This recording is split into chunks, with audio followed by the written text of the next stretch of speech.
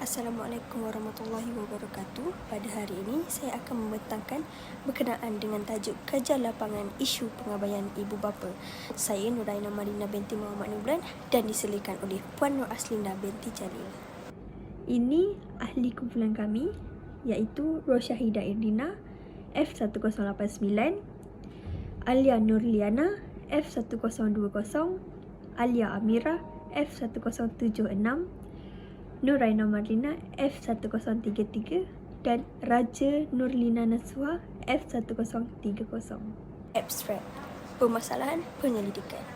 Berdasarkan kajian yang dilaksanakan oleh kumpulan kami, isu pengabaian ibu bapa oleh anak-anak menjadi tema dan topik kami kerana pengabaian ibu bapa oleh anak-anak adalah isu yang sering berlaku tidak kira di mana-mana negara. Isu ini tidak sepatutnya berlaku kerana ibu bapa merupakan orang yang telah membesarkan dan menjaga kita sekiranya anak-anak mengalami masalah. Terdapat banyak punca yang disebabkan pengabaian ibu bapa oleh anak-anak berlaku. Sebagai contoh, kurang didikan yang diberikan kepada anak-anak telah menyebabkan anak-anak tidak menghargai jasa dan mendengar nasihat daripada ibu bapa mereka. Perkara ini membawa impak yang besar kepada anak-anak untuk bertindak sendiri tanpa berfikir untuk membincangkan masalah-masalah yang dihadapi dengan ibu bapa mereka. Punca kedua ialah anak-anak mengejar pembelajaran membawa kesan kepada pengabaian ibu bapa berlaku. Dengan status dan kerjayaan yang baik, kebanyakan anak akan lupa terhadap jasa dan bimbingan yang diberikan oleh ibu bapa mereka. Mereka akan bertindak meletakkan ibu bapa mereka di rumah orang tua kerana merasa beban untuk menjaga semasa mengejar kejayaan mereka. Kemunculan seorang teman hidup juga merupakan punca kepada pengabaian ibu bapa. Hubungan ibu bapa dengan anak akan menjadi renggang kerana kemunculan seorang teman hidup akan memasuki sebuah keluarga. Tidak dinafikan, anak-anak akan berasa tertekan dengan ibu bapa mereka jika tinggal bersama. Hal ini telah menyebabkan anak-anak tidak mempunyai perasaan kasih sayang terhadap ibu bapa mereka. Isu pengabaian ibu bapa oleh anak-anak tidak digalakkan berlaku pada zaman ini. Pepatah Melayu yang berbunyi bagai kacang lupakan kulit sesuai untuk digunakan bagi isu golongan warga emas yang kian terabai. Mereka sangat kurang bernasib baik kerana kebajikan bagi golongan ini turut diabaikan oleh semua pihak.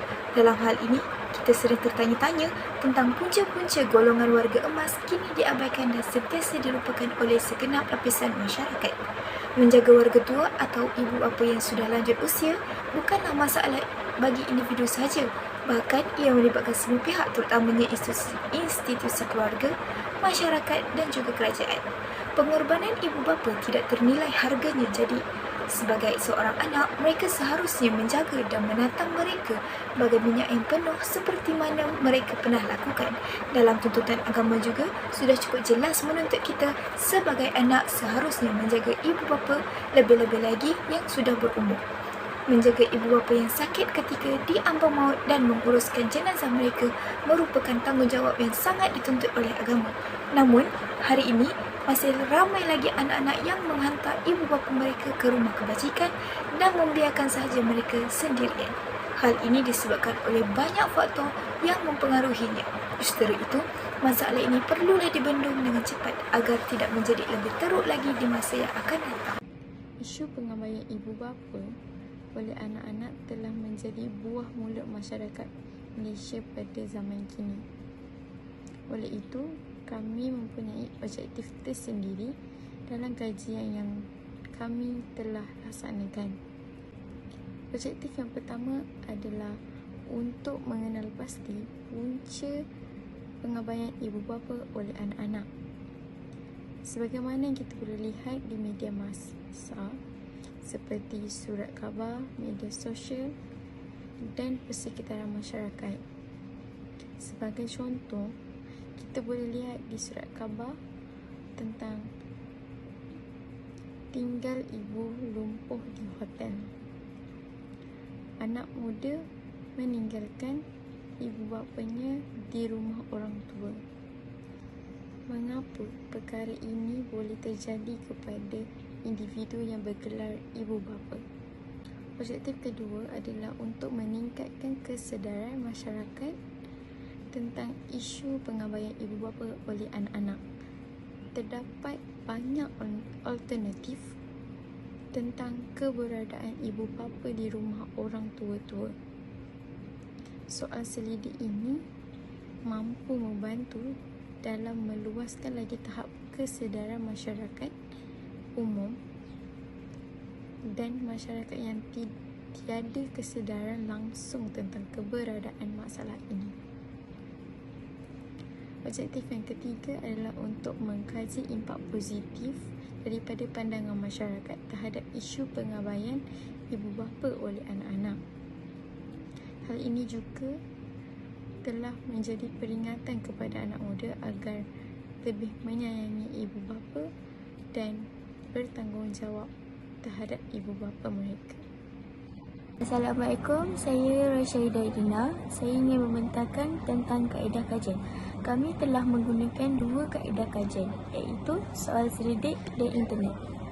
Soal selidik. Borang soal selidik dalam talian telah disediakan berdasarkan objektif kajian, iaitu isu pengabaian ibu bapa oleh anak dalam kalangan pelajar di Politeknik Port Dickson.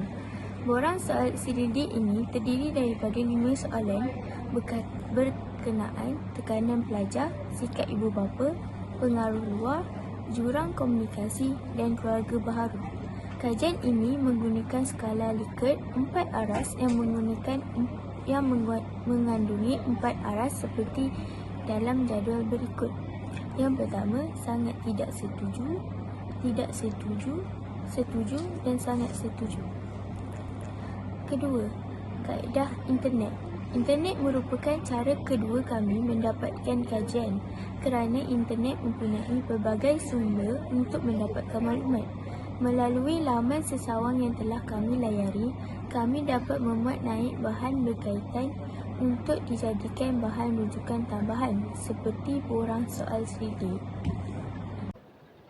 Assalamualaikum, nama saya Alanudana binti Zarif, nombor metrik 06 DAT 22F1020. Kami telah memberikan link soal selidik dan seramai 30 orang responden telah terlibat dan segala data-data telah diperolehi dan dianalisis. Baiklah, sekarang kita pergi ke hasil dapatan kajian berkenaan dengan faktor pengabaian ibu bapa oleh anak-anak. Yang pertama adalah tekanan pelajaran menjadi punca anak-anak mengabaikan ibu bapa. Peratus yang tertinggi adalah setuju dan yang terendah pula adalah sangat setuju. Yang seterusnya adalah sikap ibu bapa yang memberikan kenuahan dan kemejaan yang melampau menyebabkan anak-anak lupa. Peratus tertinggi adalah setuju dan peratus terendah pula adalah sangat tidak setuju. Yang ketiga adalah pengaruh luar menyebabkan pengabaian ibu bapa oleh anak-anak. Peratus tertinggi menjawab sangat setuju dan setuju, iaitu sebanyak 40%. Peratus yang terendah adalah sangat tidak setuju. Selain itu, jurang komunikasi mengakibatkan hubungan anak-anak dan ibu bapa menjadi renggang. Peratus yang tertinggi adalah sebanyak 46.7%, iaitu sangat setuju. Peratus yang terendah pula adalah sangat tidak setuju, iaitu sebanyak 10%. Yang terakhir ialah relevan alasan mempunyai keluarga baharu, punca pengabaian ibu bapa. Peratus tertinggi adalah sebanyak 53.3%, iaitu setuju. Dan yang terendah adalah tidak setuju, iaitu sebanyak 10%. Ini yang dapat kami rumuskan. Dengan membuat kajian ini, kami telah mendapat banyak sumber info yang baharu tentang anak-anak mengabaikan ibu bapa, seperti punca pengabaian itu berlaku. Melalui kajian ini juga, banyak nilai dan pengajaran yang kami perolehi. Salah satunya, kita hendaklah sentiasa menerapkan nilai kasih sayang terhadap ibu bapa, walau di mana kita berada. Kerana kejayaan yang kita miliki sekarang berkat doa daripada mereka. Selepas membuat kajian ini juga, kami dapat menguasai kemahiran membuat penyelidikan dengan cara yang betul serta dapat meningkatkan lagi ilmu pengetahuan. Di samping itu, semasa menjalankan dan menyelesaikan kajian ini, kami dapat merasakan semangat sepasukan antara ahli kumpulan. Baiklah, di sini saya lampirkan soalan-soalan yang ditujukan sewaktu sesi soal selidik dilaksanakan. Kami menggunakan Google Form sebagai platform bagi memudahkan pelajar-pelajar politeknik menjawab soal selidik. Sebelum bertanya soalan tentang pengabaian ibu bapa, kami telah mengenal pasti tentang umur, jantina, kaum dan program yang mereka ambil. Ini adalah untuk mengetahui sedikit butiran tentang pelajar-pelajar yang menjawab soal selidik ini. Seterusnya, di dalam Google Form ini, kami telah pun menyediakan sebanyak 5 soalan dan juga 4 pilihan jawapan, iaitu 1. Sangat setuju, 2. Setuju, 3. Tidak setuju dan yang keempat, sangat tidak setuju. Tujuan pilihan ini diberikan adalah untuk mereka kongsikan pendapat mereka sama ada mereka menyokong ataupun menentang kenyataan tersebut. Ini rujukan yang kami buat semasa menjalankan kerja kajian ini.